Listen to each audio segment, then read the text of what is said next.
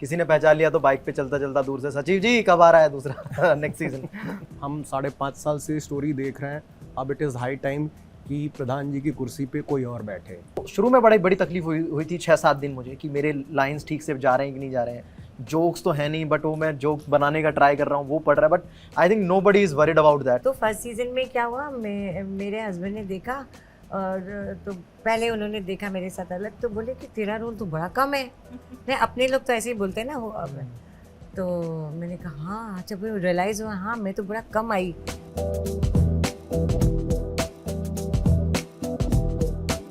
It's very rare that, you know, after 2 seasons of a show, someone is actually looking forward to another season, you know, especially because even the web is so crowded right now with content. But even me, I have watched both the seasons and I'm looking forward to this. So how does that make you guys feel that there is so much anticipation for the new season? Jitu? I think हमको बहुत वो चीज़ inspire करती है कि हाँ हम जब भी अगले सीज़न के लिए जाएंगे तो वो उतनी मेहनत से काम करें या उतनी शिद्दत से काम करके आएँ, क्योंकि हाँ हमारे लिए भी ये काम चैलेंजिंग होता है कि जो भी स्टोरी है वो अपने स्पेस में रहे और वापस से लोगों को पसंद आए, जो हम कैरेक्टर कर रहे हैं वो उसी हिसाब से रहे, प्लस हम जो शूट कर रहे हैं वो ठीक से एग्जीक्यूट कर पाएँ। ऑफ कोर्स वहाँ पे बहुत सारे चैलेंजेस होते हैं while we are shooting this show, तो वो सब चीज़ें इन प्लेस रहे तो वो हमारे लिए चैलेंज बन जाता है। बट जब ऐसा रिस्पॉन्स आता है और ऐसी एक्साइटमेंट जब लोगों में होती है किसी चीज़ के लिए, तो वो हमें और इंस्पायर करता है कि हम इसको ठीक से बना के लिखें।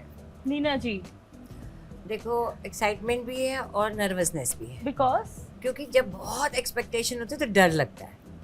मैं कितना भी अच्छे परफॉर्मेंस थिएटर में कर रही होंगी, अगर प्ले का सारी लाइनें याद हैं, सब कुछ है, लेकिन थर्ड बेल पे बाथरूम जाना पड़ता है। It's the same thing that you are nervous, you know, which is a good thing. हम ओवर कॉन्फिडेंट नहीं से अच्छा है नर्वस रहो। what were the challenges you thought while writing the third season? Because of course the first season was so good, second season was even better, I thought. Now third season, what were your challenges? So you are asking about the writing? Anything, writing, directing. अच्छा, तो writing wise पहले तो हमारा ये thought था यार कि हमें सीजन 2 जैसा फिर से कुछ नहीं करना है ना, हमें स्टोरी को अब एक ऑर्गेनिक रूट देना है। हम 5.5 साल से स्टोरी देख रहे हैं, अब इट इज़ हाई टाइम कि प्रधान जी की कुर्सी पे कोई और बैठे, है ना। तो इसलिए हम लोगों ने डिसाइड किया कि हम ये सीज़न प्रिल्यूड टू इलेक्शंस के ऊपर रखेंगे। और फिर वहाँ से हमें लगा कि अगर मतलब लिखते वाइज वही लग रहा था कि प्रधान जी इतने पॉपुलर कैरेक्टर हो गए हैं, अब इनको नीचे कौन ले जाएगा और कैसे ले जाएगा, है ना, या इनको चैलेंज भी कौन करेगा और कैसे करेगा। तो वो बड़ा चैलेंजिंग था कि वो एक और गैंग और एक और चीज़ जो राइवलरी को शेप करे। एग्जीक्यूशन वाइज पंचायत में चैलेंज मुझे, बिकॉज थैंकफुली स्क्रिप्ट पे काफ़ी मेहनत हो चुकी होती है, एक्टर्स सारे फ्लो में रहते हैं और सारे वेटरन हैं, तो थैंकफुली मुझे एग्जीक्यूशन में इस तरह के चैलेंजेस नहीं आते हैं। मेरे चैलेंजेस हमेशा वेदर के ही होते हैं, कभी 47 डिग्री धूप रहेगा और कभी बारिश के बाद का मौसम रहेगा तो कीचड़ रहेगा, रोड पे आपकी गाड़ी भी नहीं चल पाएगी और लाइटों से ज़मीन सुखाना पड़ता है। तो चैलेंजेस हमेशा से वेदर के हैं और फॉर्म के हैं। गांव के फॉर्म को कैसे शूट किया जाए कंफर्टेबली, वो चैलेंज है।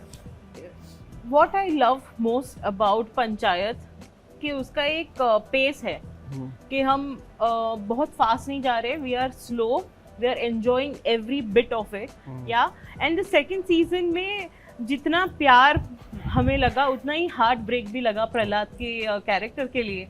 सो you know, giving this mixed bag of emotions, how easy or difficult is that for you as a story writer also?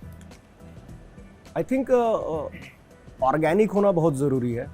Mix bag तो कोई भी क्रिएट कर सकता है कि तो 2 जोक्स भी लिख लिए और एक वो कॉमेडी इमोशनल सीन भी लिख लिया, लेकिन ये 2 जोक्स कैसे ऑर्गेनिकली लीड करेंगे इस सीन में, वो क्रिएट करना बहुत इम्पॉर्टेंट काम होता है, नहीं तो वो मिक्स बैग ऑफ इमोशंस आपको फील नहीं होगा। तो मेजरली चैलेंज वही रहता है कि इसको कैसे ऑर्गेनिकली इस कहानी को, जो कि एक सिंपल सी कहानी है, जो स्लो पेस्ड कहानी है, कैसे अगर ऐसे वर्ल्ड में कुछ ऐसा हो जाता है तो ये लोग कैसे रिएक्ट करेंगे और किस तरह से ये एक दूसरे से बातें करेंगे। तो वो एक बहुत ऑर्गेनिकली और रियल लेवल पे सोच के करना पड़ता है। Jitu, for your character Abhishek, I mean, do people even recognize you anymore, or is it with all your? Do they only know you for all the beautiful characters you've played on screen? हाँ, I think वैसा होता है कि nobody calls me मेरे असली नाम से, इधर इस जीतू भैया, अच्छा जीतू आ जाता है, बट एटलीस्ट हाँ Abhishek, Sachiv ji is very Sachiv ji is beautiful. Popular. तो हाँ, तो मतलब लोग अगर किसी ने पहचान लिया तो बाइक पे चलता चलता दूर से सचिव जी कब आ रहा है दूसरा नेक्स्ट सीजन, तो वो होता है, which is a good thing. मतलब it's a good success for the script and the character की वो चीज़ उसने अच्छे से हो पाई मेरे से, सो अच्छा फील होता है। बट ऑफ कोर्स मैं बोल भी देता हूँ कि यार मेरा नाम जीतू है तो मैं रिमाइंड भी करा देता हूँ, बट इट फील्स गुड कि कैरेक्टर्स भी पॉपुलर हो रहे हैं। Yeah, true. Jitendra, for you, what were the challenges while shooting, before shooting? What was like, taking your character even further in the series? हाँ, शुरू में तो था कि हाँ मतलब क्योंकि हम एज TVF हम लोगों को बहुत आदत थी कि बहुत कॉमेडी जोक्स पंच लाइन चीज़ें आ रही हैं कि नहीं आ रही हैं, समहाउ इसमें वो सारी चीज़ें एग्जिस्ट नहीं करती हैं, सिर्फ सिचुएशंस हैं, सीन कब स्टार्ट होता है कब खत्म हो जाता है एक्चुअली तुम्हें पता नहीं चलता।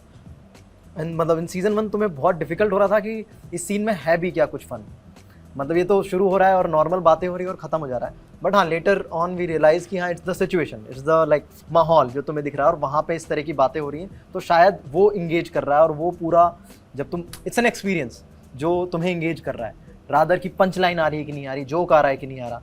तो शुरू में बड़ी तकलीफ हुई थी 6-7 दिन मुझे कि मेरे लाइन्स ठीक से जा रहे हैं कि नहीं जा रहे हैं, जोक्स तो है नहीं बट वो मैं जोक्स बनाने का ट्राई कर रहा हूँ, वो पढ़ रहा है, but I think nobody is worried about that. मतलब जो पूरी क्रिएटिव टीम थी उस टाइम पे, डायरेक्टर टू जो क्रिएटर्स थे, उनको कोई प्रॉब्लम नहीं थी उस भी चीज़ से कि जोक्स पढ़ रहे हैं नहीं पढ़ रहे हैं। सो मुझे लग रहा था कि पता नहीं क्या बन रहा है, but I think 7th day के बाद मैं थोड़ा कंफर्टेबल हो गया, और जैसे ही कंफर्टेबल हुआ तो फिर अपना धूप ने बहुत अपना काम करना चालू किया। ऐसा ही कर रही है बॉम्बे में भी।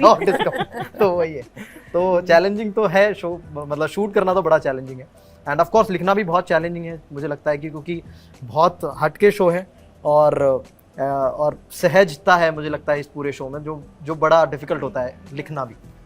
Yeah, actually even performances में भी ऐसा लग रहा है, because as someone who's not been to villages so much, I can now confidently say कि ये सब चीजें होती होंगी गांव में, because I've seen it in Panchayat, like, otherwise there is no exposure. So did you also have, all three of you, that how will the urban audience perceive the show, perceive us as characters? I was shocked. Urban की भी जो top है सब पंचायत पसंद करते हैं। I couldn't believe it from the first season. अभी मुझे कुछ लोग मिलते हैं, वो बोल रहे थे कब आ रहा है, पता चला ना 28 को आ रहा है, तो वो किसी ने मुझे भी 2-3 लोगों ने बोला अब हम फटाफट फर्स्ट सेकंड दोबारा देख लेते हैं ताकि वो एक रवानगी हो जाए। मैं भी सिडनी में थी, शूट कर रही थी, तो कितने लोग कब आ रहा है सिडनी में। एक लेडी आई, उसने बोली बिल्कुल गांव बिल्कुल सच्चा दिखाते हैं आप, और मेरी चाची तो बिल्कुल आपके जैसी लगती है, so people are relating to it, it's wonderful. हर प्रकार का आदमी पसंद कर रहा है, मतलब वो कभी नहीं हुआ मेरे साथ। हाँ, कई बार तो उल्टा भी हो जाता है कि लोगों ने, कुछ यहाँ के लोग होते हैं, मुंबई के लोग, उन्होंने नहीं देखा होता, बट वो लोग कि मेरे वहाँ US में रिलेटिव रहते हैं, उन्होंने देखा, हमने नहीं देख पाए, हम देखते हैं, बट वो लोग बहुत बड़े हैं तो उल्टा भी है, वैसा भी होता है, कई बार वैसे लोग भी मिलते हैं। बट हाँ, शॉकिंग तो है। मुझे ये पता था कि जिस तरीके से लिखा गया है और जितना हार्डवर्क हुआ है ऑन सेट सीजन 1 में, कि कोई स्टार्ट करेगा और ख़त्म कर दे तो उसको अच्छा लग जाएगा, बट ये था कि कितने लोग आके देखेंगे इस चीज़ को, वो डर था कि इस पे क्लिक कितने लोग करेंगे, वो फियर था सीजन 1 में। बट आई थिंक वो मतलब अभी तो काफ़ी श्योर है कि लोग देख रहे हैं। It is such a beautiful character at every point, that everything that you achieved as your character. Neena ji, it's felt like a personal victory for the viewers also. When you sing that Jana Gana Mana, we all were so proud for that character. So today when you see, when you started the journey for Panchayat, do you look back and you're like, yes, this is the right decision I made? I never doubted about Panchayat. Taking Panchayat decision, I never doubted, because I feel the main strength, the first thing about this series is its writing. They take time, they write so well, और मुझे कभी भी तो first season में क्या हुआ, मेरे husband ने देखा और तो पहले उन्होंने देखा मेरे साथ अलग, तो बोले कि तेरा रोल तो बड़ा कम है। नहीं, अपने लोग तो ऐसे ही बोलते हैं ना वो अब।